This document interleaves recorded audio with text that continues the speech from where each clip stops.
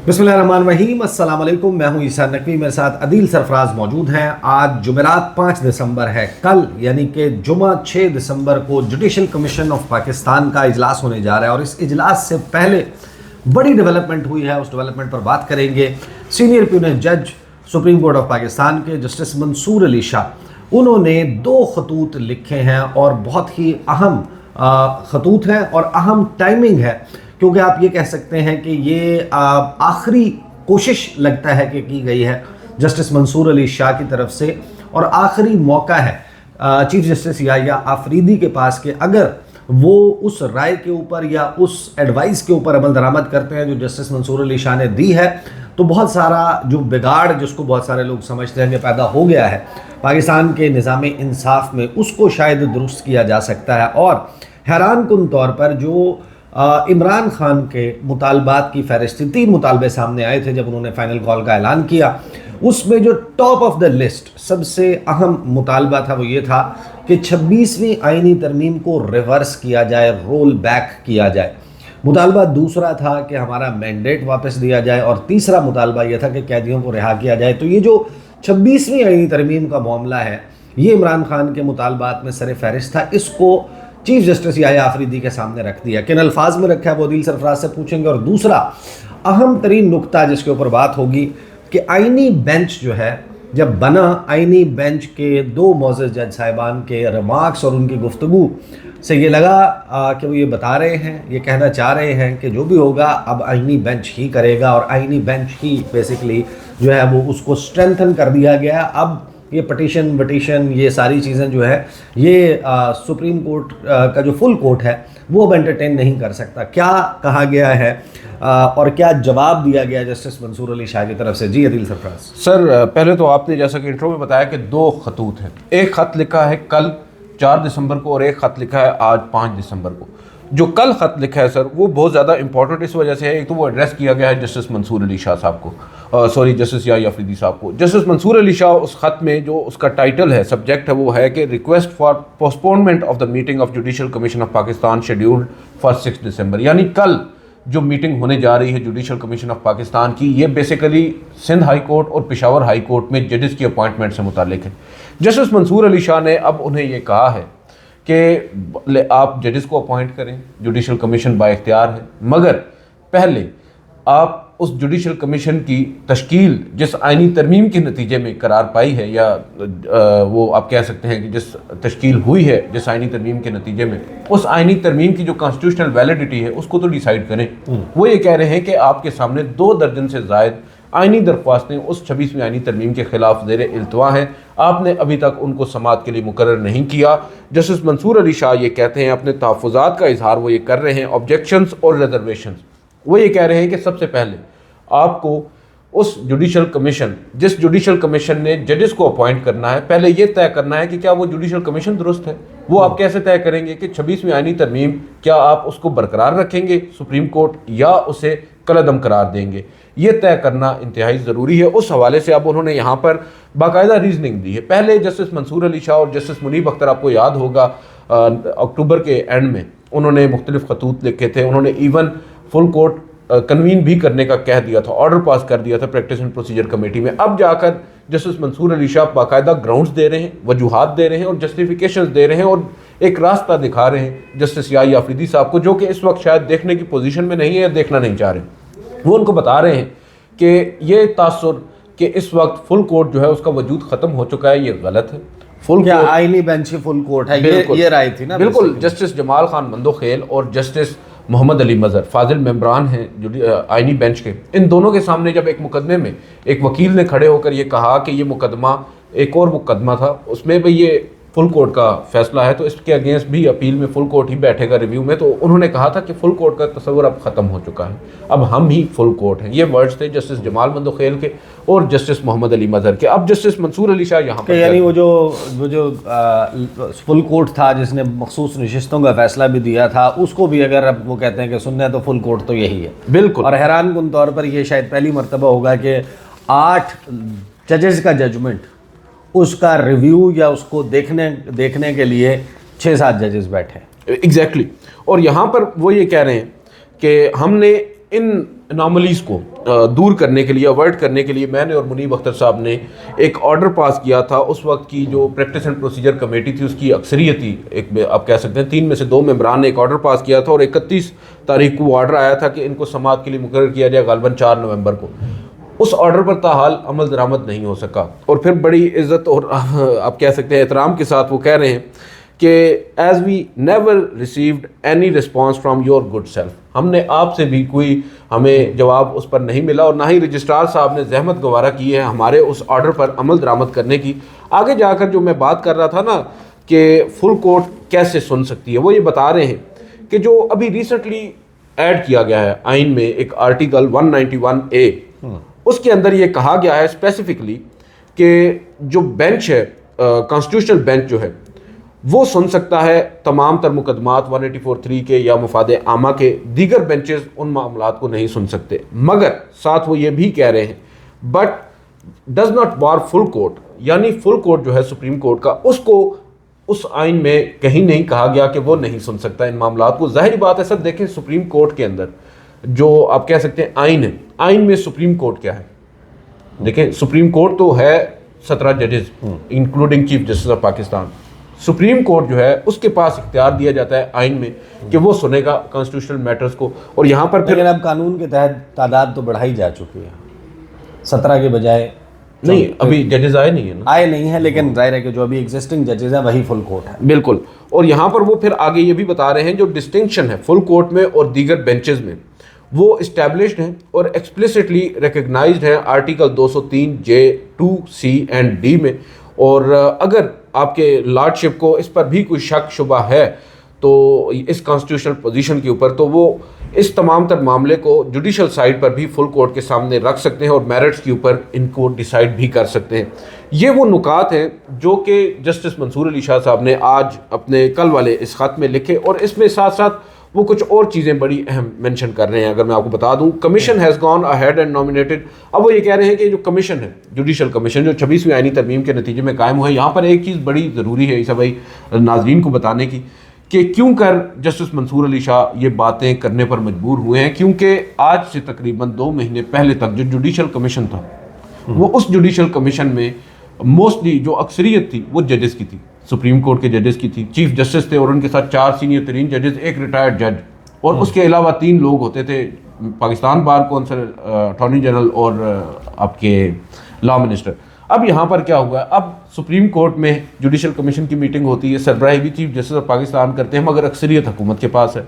ठीक है, वो हुकूमत जिसके केसेस इसी सुप्रीम कोर्ट में इन्हीं जजेस साहिबान के पास आने हैं, उसके पास अक्सरियत है। वो यहाँ पर बड़ी अहम बात कर रहे हैं, वो ये कह रहे हैं कि कमीशन आगे बढ़ा, उसने कॉन्स्टिट्यूशनल बेंचेस जो हैं उनके लिए जजेस को नॉमिनेट किया, ना सिर्फ सुप्रीम कोर्ट में बल्कि सिंध हाई कोर्ट में भी, without any criteria and parameters for assessing and evaluating their expertise in constitutional law. अब ये वो बात है जो हम पहले दिन से कर रहे हैं कि आपने कॉन्स्टिट्यूशनल बेंच, फौजदारी के मुकदमात के जो माहिर हैं, जो अब जस्टिस अमीनुद्दीन है सिविल के बिल्कुल वो अब यानी कि माहिर रहे हैं, अच्छा उनके पास केसेस भी अच्छा मेरी उनसे सिविल के मुखला से बात हुई, वो कहते हैं वो सिविल के माहिर तो उनको अभी भी नहीं कहा जा सकता, सिविल का भी माहिर नहीं कहा जा सकता, हाँ सिविल के जज जरूर हैं वो। तो वो ये कह रहे हैं कि आप ऑब्वियसली आपने कॉन्स्टिट्यूशनल बेंच तश्कील दिया है, कॉन्स्टिट्यूशनल बेंच क्या करेगा, कॉन्स्टिट्यूशन की इंटरप्रिटेशन करेगा।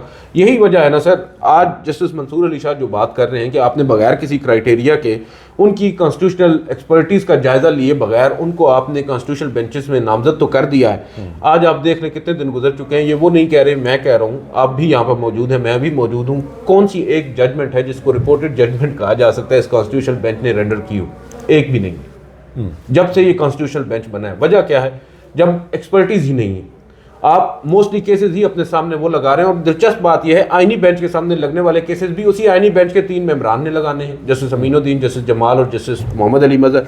तो जस्टिस मंसूर अली शाह जो बातें कर रहे हैं प्रैक्टिकली थ्योरेटिकली तमाम 100% दुरुस्त हैं। सिर्फ सवाल उठता है क्या या अफरीदी साहब ये बातें सुनेंगे और इन बातों पर अमल दरामद करेंगे? अब आगे वो ये कह रहे हैं, मिनट्स ऑफ द मीटिंग का भी शिकवा कर रहे हैं कि क्यों कर मिनट्स ऑफ द मीटिंग जारी नहीं किया जा रहा है। फिर शफाफियत की भी बात कर रहे हैं। उन्होंने कहा कि हमेशा ये बात की जाती है कि सुप्रीम कोर्ट जो है यहाँ पर पब्लिक इंपॉर्टेंस जो है उसको मद्देनज़र रखा जाता है, मोनूमेंट भी बनाए जाते हैं बुनियादी इंसानी हकूक़ के, मगर जिस पब्लिक के लिए आप यहाँ पर बैठकर अपना काम कर रहे हैं, उसी पब्लिक को बता नहीं रहे कि जो फैसले आप कर रहे हैं वो कैसे कर रहे हैं। आप अगर जुडिशल कमीशन में कोई फैसले कर रहे हैं, उनको पब्लिक क्यों नहीं कर रहे, उनके मिनट्स आप क्यों कर जारी नहीं कर रहे। ये तमाम तर चीज़ें हैं जो उसमें उन्होंने लिखी। और आखिर में वो ये कहते हैं, कंसिडरिंग द अबव, मैं एक मरतबा फिर आपसे गुजारिश करता हूँ कि फुल कोर्ट बुलाएं सुप्रीम कोर्ट में और रजिस्ट्रार को ये हुक्म दें कि वो इन तमाम पेंडिंग दरख्वास्तों को समाअत के लिए मुकर्रर करे। और हम्बली ये भी रिक्वेस्ट करते हैं कि जो कॉन्स्टिट्यूशन जो जुडिशल कमीशन है उसकी मीटिंग को, जो कल मीटिंग होने जा रही है, उसको पोस्टपोन किया जाए और जो रूल्स हैं उनको बनाया जाए। अब इसमें तो एक बहुत सारे लोग हैं, ज़ाहिर है ये वीडियो देखेंगे उस वक्त 6 दिसंबर का आगाज़ हो जाएगा, तो 6 दिसंबर जुमे के दिन जो मीटिंग होनी है उस मीटिंग को पोस्टपोन करने के लिए ये ख़त लिखा गया। और साथ ये कहा गया है कि जिस वक्त तक 26वीं आईनी तरमीम के आईनी होने के हवाले से, उसकी कॉन्स्टिट्यूशनल वैलिडिटी के हवाले से, जब तक सुप्रीम कोर्ट का फुल कोर्ट यानी तमाम जजेस जो हैं वो बैठकर इसको नहीं ओके कर देते, जितनी पटिशन्स हैं उनको एंटरटेन नहीं कर देते, उनके ऊपर फैसला सादर नहीं करते, उस वक्त तक इस जुडिशल कमीशन का इजलास बुलाना और इसके तहत जजेस की तैनाती करना मुख्तलिफ हाई कोर्ट्स में वो मुमकिन नहीं है। और एक ख़त, ये तो जिसका हमने तस्करा कर लिया, ये ख़त है। फिर उसके बाद फॉलोअप में एक और ख़त जो है वो जस्टिस मंसूर अली शाह की तरफ से लिखा गया। वो ख़त क्या है जी? अभी थोड़ी देर पहले, आज 5 तारीख को ये ख़त आया है, तकरीबन 12 घंटे पहले उस मीटिंग से, जिसमें उन्होंने एड्रेस इस ख़त में किया है जुडिशल कमीशन को। और वो तहफ़्फ़ुज़ात का इजहार कर रहे हैं रूल्स बनाए बगैर जो जजेस की अपॉइंटमेंट्स करने जा रही है जुडिशल कमीशन उसके ऊपर। और वो ये कह रहे हैं कि जजेस तैनाती से पहले वाज़े रूल्स बनाए जाएँ, जजेस तैनाती के लिए वाज़े पॉलिसी और क्राइटेरिया बनाना ज़रूरी है। और रूल्स बनाने वाली कमेटी की सरबराही मैं कर चुका हूँ। रूल्स मेकिंग कमेटी, आपको मालूम है, एक तवील अरसा इन्होंने काम किया। बाद अज़ां जस्टिस काजी फाइज़ साहब ने उस तरमीम जो कि बाद अज़ां हो भी गई, उसके पैराए में उसको टेकअप ही नहीं किया। अब वो ये कहते हैं कि जजेस की तैनाती से मुतल्लिक जो रूल्स हैं उसका पैमाना तय किया गया था। जजेस की काबिलियत, समझबूझ, अबलाग और वर्कलोड मैनेजमेंट की सलाहियत को रूल्स में शामिल किया जाना था। आर्टिकल 175A के मुताबिक अभी तक रूल्स बनाए ही नहीं गए।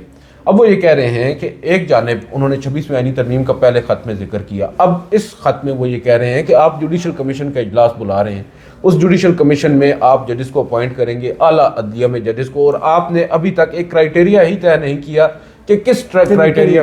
एक और बड़ी दिलचस्प बात यहाँ पर ईसा भाई आज जस्टिस मंसूर अली शाह साहब ने कही है, मैं वो मिस कर दी पिछली वाले ख़त में। उन्होंने यहाँ पर एक और बात की, उन्होंने कहा कि आपने जो जजेस की अपॉइंटमेंट्स की हैं या जजेस को आप अपॉइंट कर रहे हैं, आप उसमें कोई क्राइटेरिया नहीं देख रहे, जो बेसिकली जुडिशल कमीशन में भी जो अब ये दूसरा ख़त है इसमें भी वो यही बात कर रहे हैं जस्टिस मंसूर अली शाह कि आपने एक क्राइटेरिया तय करना है। आपने उस क्राइटेरिया के ऊपर चलते हुए आपने अक्सरियत देखी है, आपने देखा है कि अक्सरियती राय के साथ हुकूमत ने अगर एक नाम प्रपोज किया है, आपने हाथ खड़े कर दिए, हाँ जी ठीक है, अक्सरियती जजेस एक साइड पर हो गए या अक्सरियती मेंबरान एक साइड पर हो गए, और अक्सरियती एक साइड पर होंगे क्योंकि सारे हुकूमत से हैं। अक्सरियत आपको मालूम है हुकूमत के पास है, मेरे ख्याल से 13 में से 12 तो हुकूमत के लोग हैं, 8 हुकूमत के लोग हैं।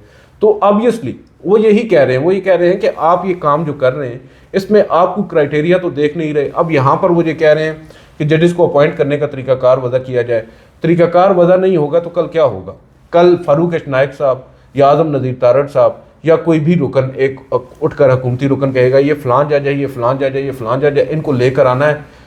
आपने क्या कहना है? वोटिंग करवा लें, वोटिंग करें, हाथ खड़े करें, वो वैल्यूएट, उनकी वैल्यूएशन भी हो गई और सब कुछ हो गया। कोई ना रिपोर्ट्स चेक की गई, ना उनकी कारकर्दगी का जायज़ा लिया गया, ना उनकी फिटनेस का जायज़ा लिया गया, ना ये देखा गया कि कितने ऑब्जेक्टिव हैं, ना ये देखा गया कि आपके पास जो पेंडेंसी ऑफ केसेस है वो किस नौइयत के मुकदमात की ज़्यादा है और आपको किस जज की, जिसकी एक्सपर्टीज़ किस किस्म के केसेस में आपको उसकी ज़रूरत है। अगर ज़्यादा cases for example criminal cases हैं, सिविल केसेस हैं, आइनी मामलात हैं, तो आपने उसके अकॉर्डिंगली टीम में, जाहिर है कि अब आप जब आप टीम सिलेक्शन करते हैं, आप क्रिकेट टीम कर रहे हैं, तो आपको पता है कि यार हमारा शोबा जो है वो बॉलिंग का कमज़ोर है या हमारा मिडल ऑर्डर कमज़ोर है, हमारे पास ओपनिंग बैट्समैन नहीं है, हमारे पास विकेट कीपर नहीं है, हमारे पास ऑलराउंडर नहीं है, तो आप उसके मुताबिक सिलेक्शन कमेटी तय करती है कि हमने किसको लेकर आना है। यहाँ पर तो देखिए ना, सिलेक्शन कमेटी करती है लेकिन कप्तान की मर्जी और ईमा शामिल होती है। जाहिर है यहाँ पर मसला ये है कि कप्तान बेचारे को पता ही नहीं है। कप्तान ने लास्ट टाइम जो होने वाली मीटिंग थी उसमें कहा जी मैं वोट ही नहीं करता, आपने फिर भी अपनी मर्जी से काम कर लिया। मैं सिंध हाई कोर्ट में जजेस की अपॉइंटमेंट की बात कर रहा हूँ, सॉरी नामजदगी की बात कर रहा हूँ कॉन्स्टिट्यूशनल बेंच के लिए। अब यहाँ पर हो ये रहा है कि सिलेक्शन, बिल्कुल सिलेक्शन कमेटी होती है, सब कुछ होता है, मगर लास्ट जो वर्ड होता है ना वो कप्तान का होता है। यहाँ पर कप्तान को मालूम ही नहीं है कप्तान कौन है, या अफरीदी साहब। अब या अफरीदी साहब की यहाँ पर कोई माजरत के साथ वक़्त नहीं है, उनके पास कोई इख्तियार नहीं है, वो चाहे कुछ भी कर लें, अपनी मर्जी से एक फैसला वो नहीं कर हाँ नहीं, लेकिन वो तो जाहिर है कि एक आइन के मुताबिक अगर चलने वाला शख्स है, वो कहता है कि मैंने आइन की किताब देखकर चलना है, और वो आइन की किताब जो है वो तब्दील हो चुकी है। अब जो सामने किताब मौजूद है वो नहीं है, और उसमें जाहिर है कि फिर बहुत सारे क्वेश्चंस मौजूद हैं। फिर सवाल यहाँ पर यह भी आता है ना कि इन जजेस साहिबान ने जिस आइन मौका के तहत दिया कि आप इसको, जिस आइन के तहत इन जजेस साहिबान ने सर हल्फ उठाया है, क्या वो आइन आज है? देखे ना, ये भी तो चीज़ है। इन जजेस साहिबान ने जिस आइन के तहत हल्फ उठाया था, क्या वो उस आइन के तहत सुप्रीम कोर्ट की यही हालत थी जो उस वक्त थी जो आज है?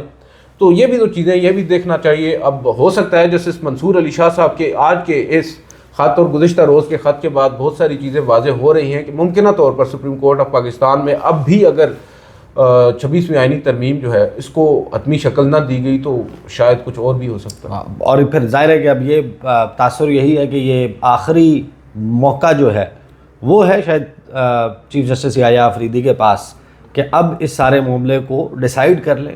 इन फेवर ऑफ गवर्नमेंट है, अगेंस्ट गवर्नमेंट है, does not matter, but supreme court के फुल कोर्ट बैठ कर डिसाइड करे। और ये बात मैंने मुतअद्दिद जो लॉ एक्सपर्ट्स हैं उनसे पूछी, जो माहिरीन कानून और आइन है, कि क्यों कर आइनी बेंच इसको नहीं सुन सकता। तो उसमें जो सबसे स्ट्रॉन्ग पॉइंट है वो ये है कि बाय प्रोडक्ट है आइनी बेंच 26वीं आइनी तरमीम का, वो बेनिफिशरी है, उसके ज़रिए वजूद में आया है, उसके ज़रिए उनकी अथॉरिटी डराइव होती है, वो वहाँ से लेते हैं अपना इख्तियार। जब 26वीं आइनी तरमीम को चैलेंज किया जाएगा तो उसको वो नहीं सुन सकती, जो चीज़ वजूद ही 26वीं आइनी तरमीम की वजह से आई है। तो इसको फुल कोर्ट ने सुनना है। ये आखिरी कोशिश लगता है कि जस्टिस मंसूर अली शाह की है, और अगर ये कोशिश भी नॉकडाउन हो जाती है फिर वो सवाल दोबारा वहाँ पर आ जाएगा कि क्या ये जजेस इस्तीफ़े देकर चले जाएंगे, ये छोड़ देंगे, या इसी तरीके से मामला जो है वो कहते हैं कि उसी तनख्वाह के ऊपर नौकरी जारी रहेगी। ये अब मेरा ख्याल है कि तनख्वाह अभी तो बढ़ गई है ना, हाँ बढ़ गई, और उसी तनख्वाह पर नौकरी जारी रहेगी। ये अब उस फेज़ में जो है वो मरहला वो वाला आ गया कि जहाँ पर ये चीज़ें डिटरमिन होनी है। अब तक के लिए इतना ही। मुझे और अदील सरफराज को इजाज़त दीजिए। अल्लाह हाफ़िज़।